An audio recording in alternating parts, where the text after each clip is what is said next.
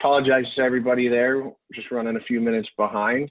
But if you guys do have any questions, you're able to put them in the chat box. We can also take questions at the end. But let's go ahead and get started. We have Matt Faircloth with us today, longtime investor, has a long resume in real estate, and he's going to share some of that information with us today. However, I just want to point out that Gamma Plan does not give any investment advice, tax, legal. We encourage you to work with professionals, accountants, attorneys, and I'll go ahead and turn it over to Matt. Are you going to be sharing any slides? Do you need screen control? Or? I'd love to have screen control. I've got a PowerPoint put together for you here. Okay, great.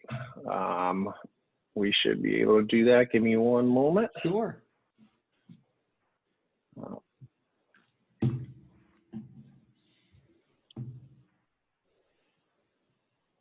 But go ahead and tell us a little bit about yourself, Matt. Sure, no problem. So I've been investing full time since 2005 and done quite a bit of work with Gamma Plan over the years as probably.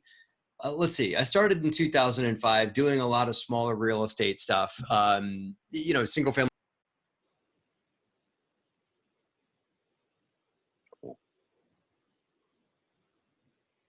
Matt, are you there? There we go. Sorry, I may have fallen off for a second. Yeah, I'm right, because it was upgrading me to being a presenter. So, yeah, no problem. If you could just give me the right to share my video, that would be great. You should have that.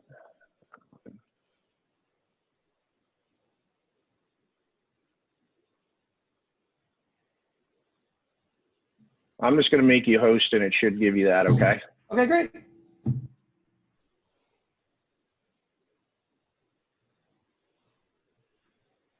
Okay. There we go. Okay, cool. So thank you. Thank you for having me here, Ryan. Thank you, Gamma Plan, for all that you guys do for the investors community and that. And so I will finish my brief intro here, and then we'll jump into PowerPoint. And then I think you and I want to do Q&A for a little bit and chat about real estate and chat about investing and stuff like that. So I've been investing since 2005, mostly as a residential landlord. We've done some offshoot investments, including not apartment buildings, but office complexes, mixed use buildings.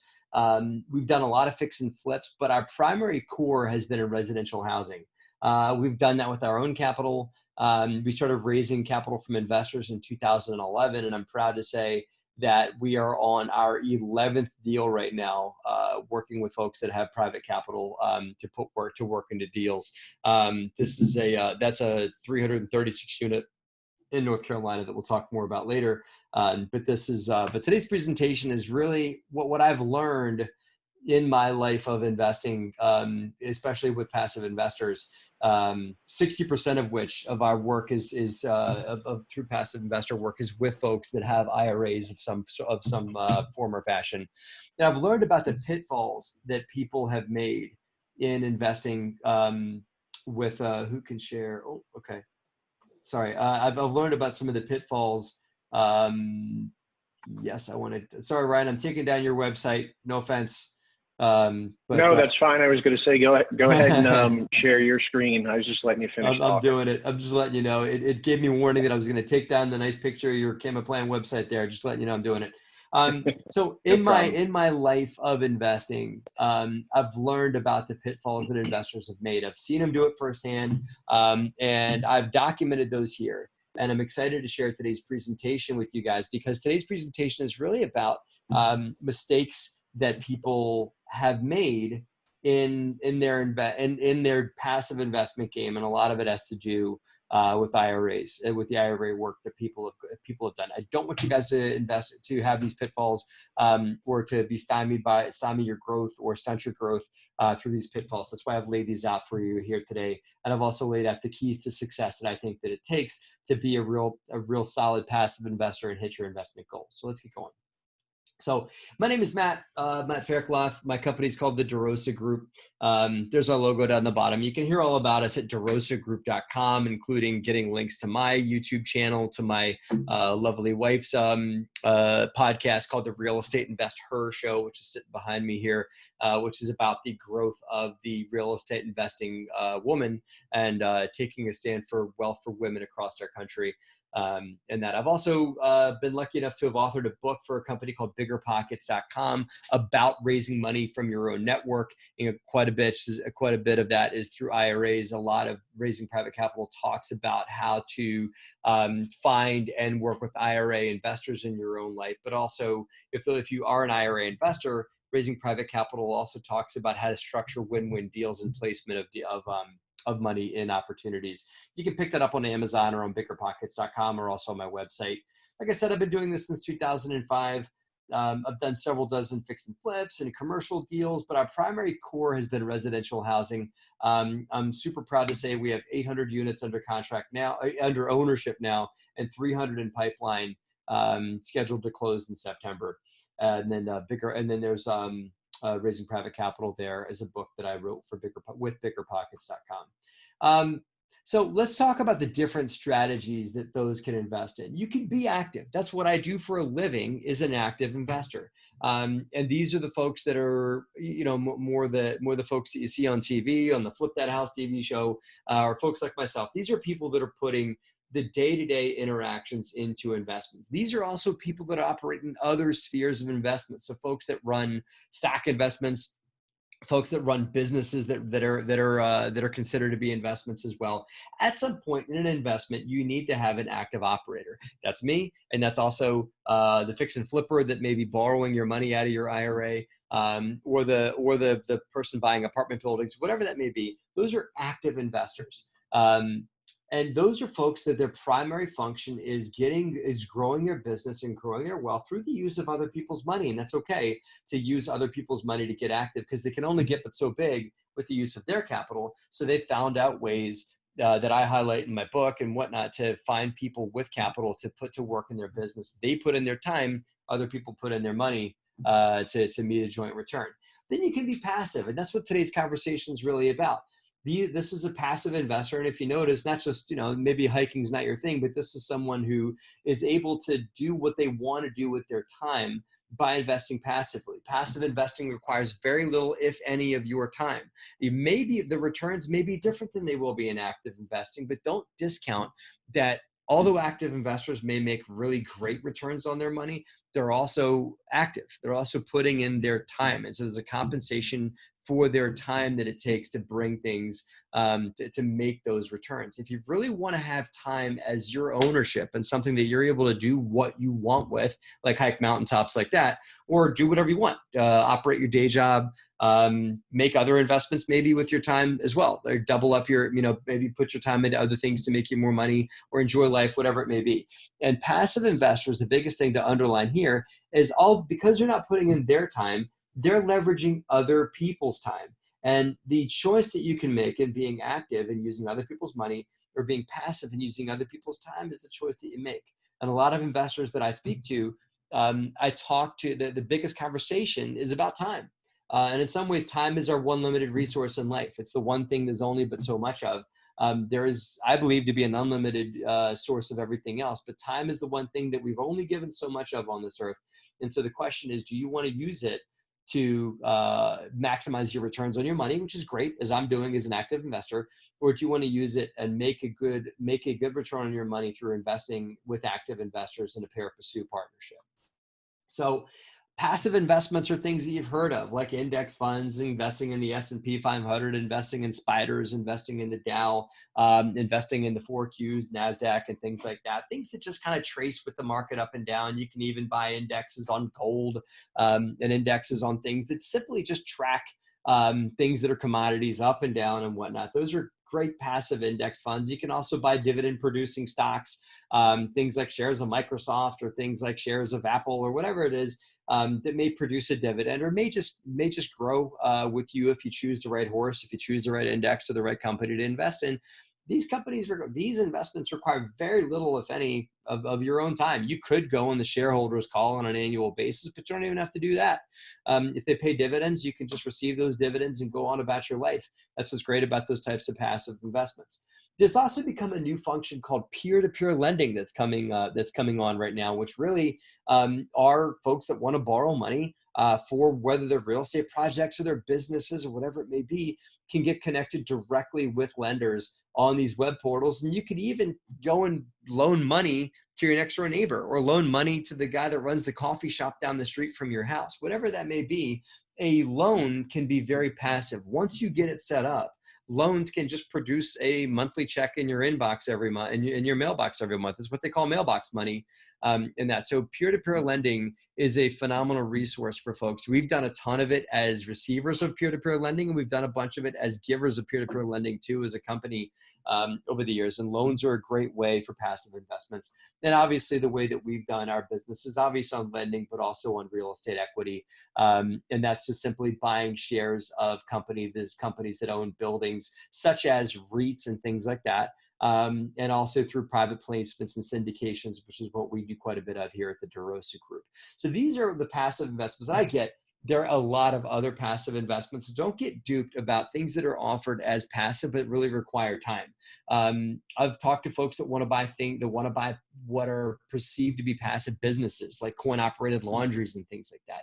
You could buy those things in your IRA, but don't ever forget or think about when your time is going to become an injection into that thing, into that business, whatever it is. Unless you've got someone that's truly investing a lot of their time into the management of it, you will eventually have to parachute in and put your time in as an investment. It's not truly passive unless there's someone else that's really spending their time, be that the CEO of Microsoft or someone running a real estate syndication or a borrower of money that's putting your money to work in their real estate project or in their business.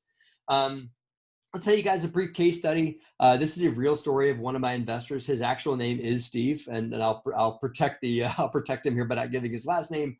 But this is a true story of someone like Steve that he was working as an employee with an IT firm in the early 2000s. He started investing with us and with the DeRosa Group. Started investing his IRA. He started with an investment of something around 50 or 60K. And then he slowly started moving more and more of his retirement account over to us. And then, sad day happened for him. His father passed, and he was able to take the IRA that his father had left him and move that over to investments with the DeRosa Group as well, to the point where he retired at age 65. So he's been working with us for quite a time, for a while now. He originally started with $250,000 total in all his retirement accounts. Now, through working with the DeRosa Group, mostly in a lot of private loans and some real estate equity and some joint venture partnerships, we were able to help him double his money in his retirement account. Now, one thing that's great about that is he didn't have to pay tax the whole way on that. Now, he has to pay taxes. He withdraws the capital out of that IRA, but he's able to grow it tax deferred in his retirement account. And he doubled it up in 7 years through doing a lot of lending work and a lot of other passive work through his retirement account. Now, Steve's retired. As I said, he does some consulting work. Like I said, he's an IT professional. So, IT professionals are worth their weight in gold. So he does some consulting work for the company he used to work for, but he's primarily retired from them. He makes a cash flow of $40,000 a year off of his IRA he's converted most of that to real estate equity now, of the $500,000 that he has. He's got some other cash also, that he does week trading with. If you guys are familiar, he'll go and buy and sell shares of stock or buy and sell investments in those indices, stock trades and things like that. Buying low, selling high kind of thing. But he just monitors on a weekly basis. He's not a day trader. He's not spending hours a day monitoring his stock portfolio. So he's fairly passive on his stocks. He told me he spends around 2 hours a week on stocks. Lives out in the West Coast. There's a picture of a family hiking here because that's what he does. He spends a lot of his time hiking with his wife and working on his new home that he's bought for himself out there. And he has time freedom. That's the biggest thing. Steve owns his time, and he's able to make great passive income out of his retirement account by focusing on building it. Steve is a very smart human being, but there's nothing special about him. This can be done by anyone by investing through organizations like Camaplan with IRA accounts and taking tax deferments and doubling up the profit that you make. Steve was very smart and took the loan proceeds he made on passive loans and parlayed those into new deals and doubled up and doubled up and doubled up. Took the profit he made and reinvested those through compounding interest and through choosing the right operators.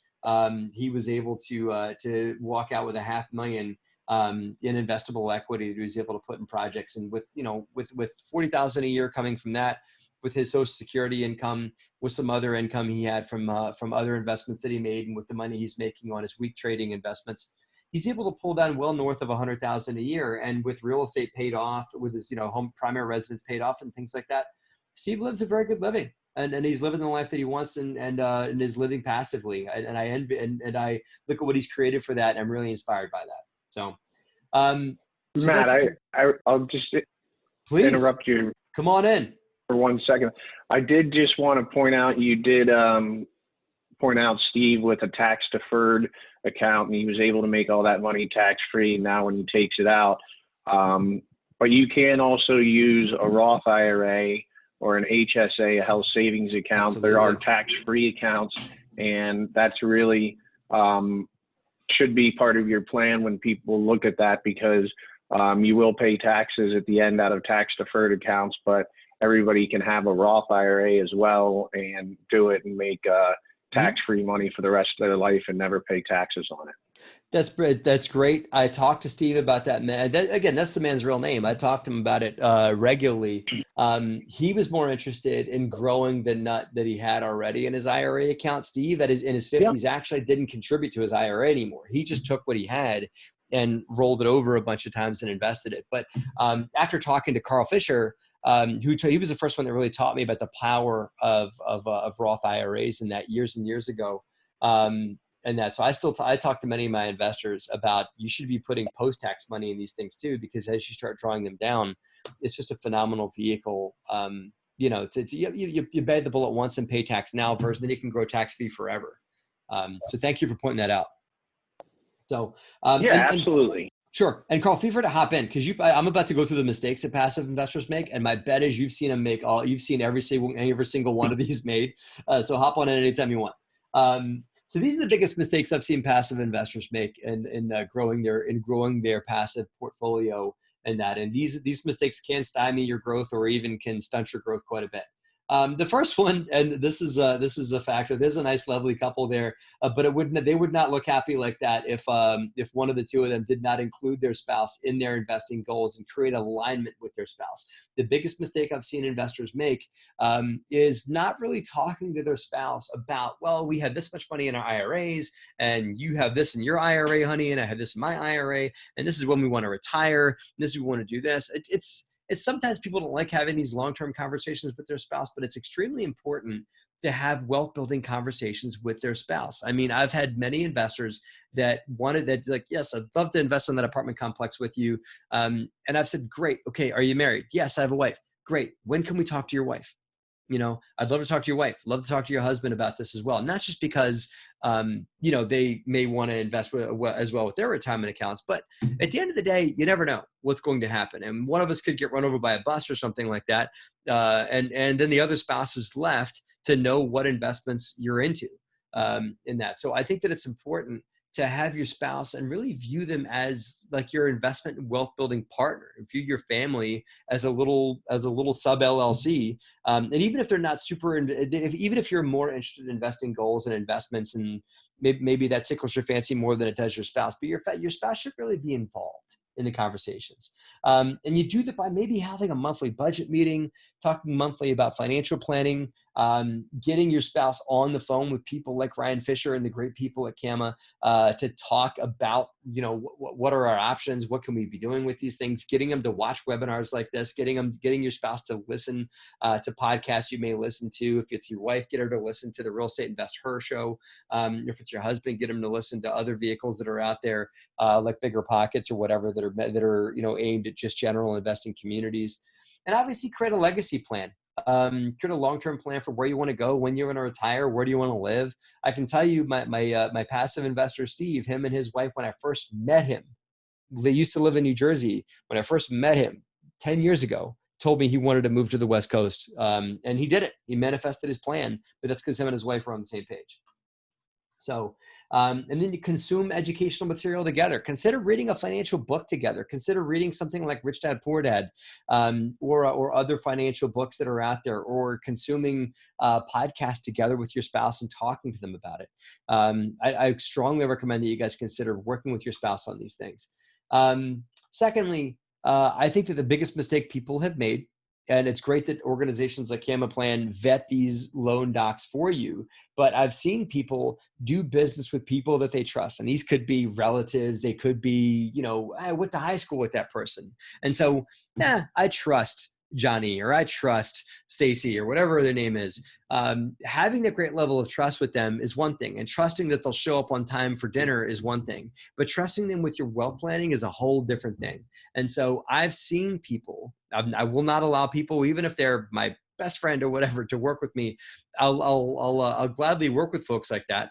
But I will not allow them to do it if they're like, don't worry about the loan docs, Matt. Don't worry about the legal documentations. It's okay. I know you're good for it. I trust you. I've seen people lose money and lose friends and lose family members over doing investment work with relatives or with family members or with people that they like and trust, and foregoing the loan documents or foregoing paperwork that should get put into these types of transactions. What's great is organizations like Cam, make sure you have these I's dotted and your T's crossed, and that they review these docs. They're not attorneys, but they do make sure you've got those documents in place and that. But I've just seen the biggest mistake I've seen people make is working with folks that they trust and shortcutting some of the documents that they wouldn't require if it wasn't someone that they liked and trust automatically. So, Matt, I will jump in there as well. We have certain documentation we need to make the loans. We don't vet anybody. We can't tell them that they can't invest with their best friends. But that is one thing that I will say, and Matt makes a good point. Everybody, they might be your best friend, but everybody's your best friend until they don't pay you back. Mm-hmm. People always mean well, but everything doesn't always go as planned. And it's worth doing the work up front and making it right, because what happens, right? Those loan docs are going to say, okay, well, in a default, here's what's going to happen. Maybe you have to take the property to get your money back. But all of that's outlined ahead of time. You don't want to try to figure out how to get it back when you're not receiving anything. So you want to have all of that up front. It's better for, the investor. It's better for the people that he's working with, he or she. So I definitely think that that's a great point to make there. Yeah. And even if you know them, you trust them, it's okay. Have them over for Thanksgiving, but still get them to sign some paperwork with you. And here's some suggestions for paperwork they should sign. If you're doing an equity investment, operating memorandum, private placement memorandum, financial documentation such as a loan docs and mortgage security documents for a private loan, and make sure you've got legal counsel that at least helps create and review these documents when you have them. Now, those right. Go ahead. I'll just add one more thing there too, Matt. I always tell people I think it's important, to do the work up front. Yes, does it cost a little bit of money to have your attorney review these? But generally speaking, from what I've seen, it's a lot cheaper to do it at the beginning than it is to try to fix something at the end. Yeah. Oh yeah. Once the money's crossed hands, it's a lot harder to do.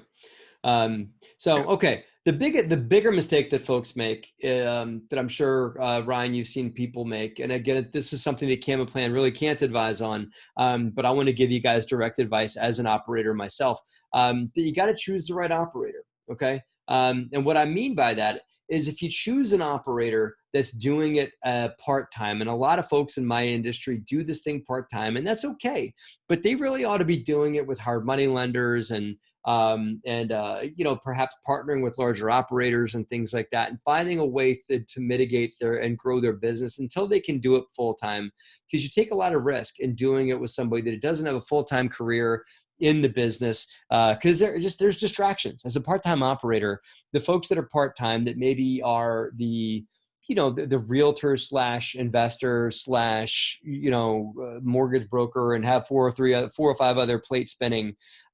It's hard to invest with somebody like that because they're always going to have someone else. They're always going to have other things tugging at their attention as an operator. Their primary function is not just getting you a great return on your money. Their primary function is, perhaps whoever's screaming the loudest that day.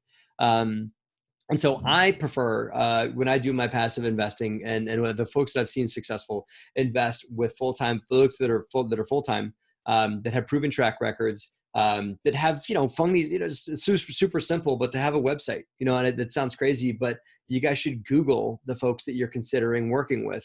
Go to their website, read up on them, research them, make sure they've got some marketing. And for folks that go on webinars like this one and teach, and are really thought leaders in their industry, whatever industry that is, those are going to be much better operators that are industry leaders versus folks that are just getting going. And there's nothing wrong with just getting going, but there's other sources that those folks that are just getting going have to get their business to the next level, aside from your retirement account to put to work in their company.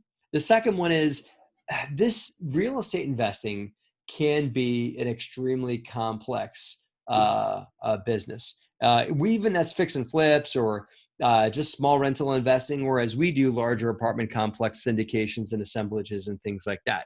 One cannot be great at all the different angles that it takes in a business. It's very important to invest with a team that has a lot of different facets covered. Look at all the different, and in my business, these are all the different team members we have. We have investor relations managers and acquisitions and asset managers and underwriters, construction managers. And again, you don't have to have all these seats filled, but I would be leery of working with someone where it's a 1 or a 2 person operation. My wife and I used to be at that size, but we weren't doing mass marketing and solicitations for folks looking to invest with us at that time.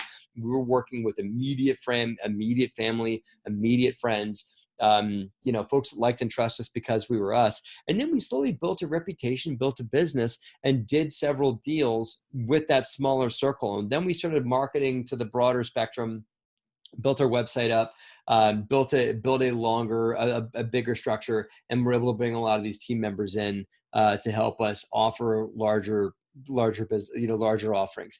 Another reason why working with an individual on a private loan without backup, without several team members here is, like I said, God forbid, things happen to people. You never know. That one person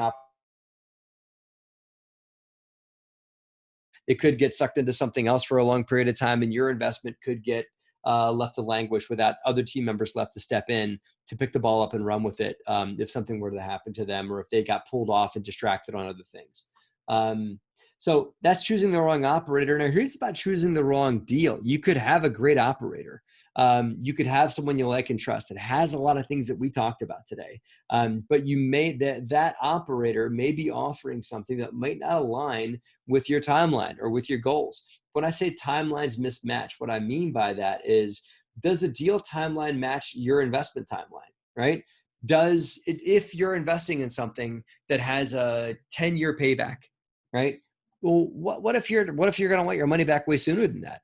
What if you're investing capital that you need back in 3 years? Or you plan on retiring in 3 years or 5 years, whatever it may be. You need to make sure that the timeline for the investment matches what your goals are. This has happened to us where investors have got into deals and we were very clear about what the timeline was. We told them how long the deal was going to be. And we got a phone call a year or two into the deal to say, hey, listen, guess what? That capital I gave you that I know you told me was good for, was locked in for 5 years. I now need that back in a year or two. Now we get things happen. And the deals that we do have safety valves and outlets for these kinds of things. But it would have been better had that investor chosen something else that we have to offer or that someone else has to offer that had a shorter timeline that matched their personal goal timeline. Now, the other thing that I've seen investors do, and I've been able to talk most of the folks that work with us out of this, is by going all in on one thing. Just like you should diversify with your stock investments, you also need to diversify with your alternative investments. You should be doing different types of, things that involve preferred returns, things that are short-term, things that are long-term. Putting smaller chunks of cash diversified into a couple of different buckets. I strongly believe that that's important to do, and also diversifying among operators. Don't just give it all to one individual. Not just because of the bad things that can happen, but there's certain investment philosophies that certain operators put out there. And you might want to invest across a few different philosophies just so that you can diversify your growth, diversify your exposure to philosophies, diversify your exposure to markets. Because not every operator is going to invest in every market in the U.S. Operators are going to invest in a couple of different sandboxes in the U.S. And so you want to consider diversification on that front as well. Now, the keys to success here, guys, those are the pitfalls that I see the most that happen. Now, here's how you can be successful in passive investing with a retirement account in this business that'll help you mitigate everything that I just said. Number one, include your spouse and your partner in your financial planning. You can't just say, oh, well, my wife deals with that or my husband deals with that. No, if you're planning on being together once you retire and spending retirement together, you really ought to be in conversation together at least about what your financial goals are and what resources you're putting on the table to reach those financial goals. So include your spouse and your partner in financial planning discussions. Maybe goes without saying. Pick a professional operator that's got a long track record and that comes well recommended, that has good references, and has a solid track record. Invest with an experienced team. Invest with a team that's got some track record, that has a deeper bench that you can reach into and talk to a few different folks that are on the team as well. Do your due diligence. You can't just say, oh, well, that investor Johnny did their homework and I'm sure they're trustworthy. Do your own homework. If you're investing in a fix and flip, look on Trulia and Zillow. It may take you 2, maybe 3 minutes to look on Trulia and Zillow to make sure that the property you're giving a private loan on will sell for what this person's telling you it will. Invest in that. Look at the market around it. Google, if you're looking to invest in an apartment complex in a larger market, look to see that market's got that the tea leaves are reading the right way on that type of marketplace. Maybe call a friend that lives near that market and ask them how that market's doing, what they think of it. Align timelines, as I said. I think it's important to know that your timeline is going to be mated to that syndicator or that investment or that private loans timeline. So make sure that it matches with where you want to go and when you want to see your money come back. And diversify in investment classes and operators, and even also have some stocks, have some real estate, have some, if you want to buy a bar of gold, you can do that with Camden Plan, or you can invest in gold indices, and also invest in some real estate too. It's really important to have some sticks and bricks in your portfolio through real estate, whether that's through syndications, private loans, or direct holding of real estate itself in your portfolio. It's important to have it. So make sure you're diversified there. Ryan, I've got a slide here. I can go through it with you through Q&A, but this is our offering we have in North Carolina. We can mention it. I can move on beyond this. We can talk about it later if you want. But this is the deal that I mentioned during the presentation that we have that we're offering up today. Yeah, no, that's fine. You can go ahead and I'll mention it briefly. Just describe it real quick. Sure, real quick. This is 336 units just outside of downtown Winston-Salem. We have it under contract. We're offering it up. We're super excited for this offering. It's going to be north of a 10% cash on cash return. That's for the Class B offerings. We have two different share classes that folks can invest in. You can do short-term investments, meaning investments that have a quick time horizon, 3 years or less, that has a fixed rate of return, short time horizon, or long time horizon with a high rate of return that's tied to upside on the property. We've already got a lot of the shares sold. We still do have some room, and you can hear more about that at my website, DeRosaGroup.com/DC11, or DeRosaGroup.com/invest with DeRosa. Or just DeRosaGroup.com. You can read up about us more there and our offerings. So that's me again, guys. If you guys want to email me, it's mfaircloth@DeRosaGroup.com. My company, as I said, is DeRosaGroup.com. And you can pick up my book, Raising Private Capital, there on my website. You can get it on Amazon, and you can get it on biggerpockets.com as well. So thank you guys for being here. Ryan, I'm super open for Q&A, whatever your timeline looks like today. I'm happy to chat with you further, whatever you like. Sure. I do have a question for you.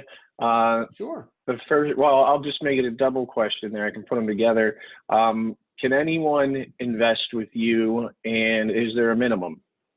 Sure. Well, for this particular offering, there's a $50,000 minimum. This is for accredited only. And that's only because it allows us to be more vocal and more open with our offerings, and do things called solicitations, meaning like I can mention this here on this on this program with you, in that. So because of that, unfortunately, I didn't make the rules, but the rules do say that if I'm going to offer this up, in a general solicitation, I do need to accept only accredited investors. Now, you're allowed to count your retirement accounts towards the accreditation standards, but you do need to either earn $200,000 a year by yourself or $300,000 if you're married.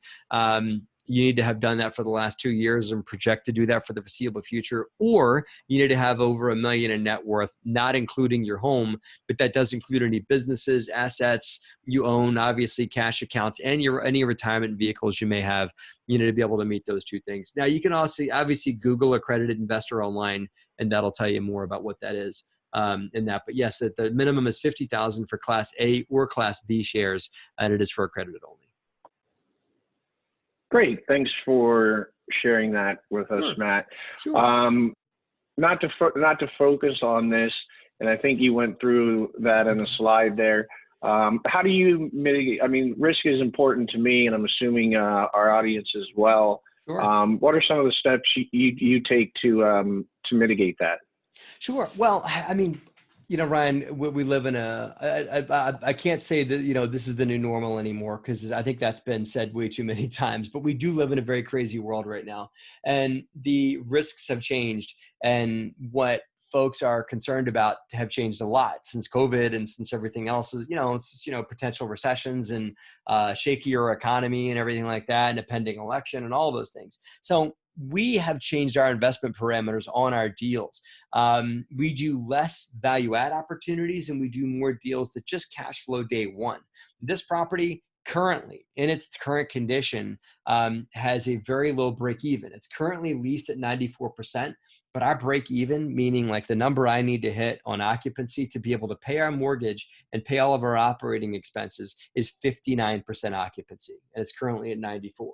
So we like to see deals that cash flow today based on today's standards. And then we want to be able to add to that cash flow as we grow, as we invest in it, and as we add more to it, and as we, make further investments in the property. So that's what we look for. That's more of a risk mitigant. We also do agency debt only, and the agencies are federally controlled and backed entities that offer a lot of real estate loans. I'm sure a lot of folks know that organizations like Fannie Mae and Freddie Mac do a lot of home loans, but they also do a lot of larger apartment complex loans. So this property is going to be taking straight to an agency loan. And as you guys may have read in articles, Fannie Mae and Freddie Mac, when COVID first came out, offered forbearance immediately to their owners, and that. So we believe that obviously, if something like that were to happen again, or if COVID decides to stretch, or if there's a COVID-20 or COVID-21 or whatever, that forbearance and that assistance from the government is something that we can rely on. That'll be there. They did it before. They'll likely do it again, because they're mission-based lenders and that. So those are just a few of the mitigants that we've got. And obviously just location, we're right outside of downtown Winston-Salem. It's walking distance to downtown and walking distance to Baptist Medical right there. So. Oh, I'm sorry, Ryan, I can't hear you. Sorry about that. That's okay. Well, I appreciate the information with you today, Matt. I encourage people to reach out and do your own due diligence, as you said. Again, I'm Ryan Fisher. You can get more information at our website at camaplan.com. I can be reached at rfisher, and Fisher, so it'll be RFISCHER at camaplan.com. You're also able to reach me by telephone at 215-283-2868. Thanks for joining us, everyone. And Matt, I appreciate all the information. You are quite welcome. I hope we can do this again soon. Thanks for having me, and thanks to your awesome attendees for their time as well. Thanks. Have a great day, everyone.